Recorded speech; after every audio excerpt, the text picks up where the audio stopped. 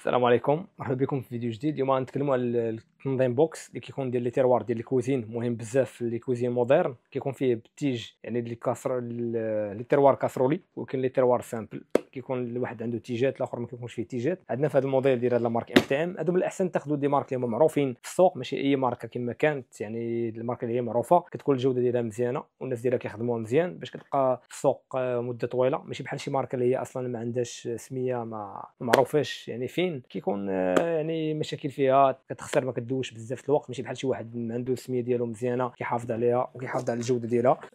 بالنسبه لهذا الكوليس هذا كيجي عندنا في هذا اللون هذا كري، كيكون عنده لي كوتي بحال هكا، كيكون فيه جوج، الكوش والدروات.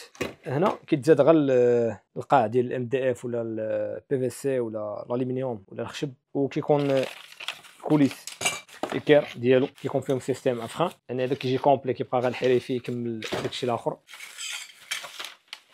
وبالنسبه للعبارات ديالهم راه متوفرين عندنا في 30 سنتيم، 35، 40، 45 وحتى 50 سنتيم. وكما قلنا الكاسرولي والصون كاسرولي يعني بالتيج وبلا تيج راه تما موجودين، وهذا الشيء متوفر عندنا في المحل في لي مارك كاملين. اي حاجه بغيتوها باي ماركه بغيتوها متوفر عندنا في المحل، والتوصيل كنديروه للمغرب كامل. تواصلوا معنا في واتساب 0628 54 93 91. بارك الله على الجميع، السلام عليكم.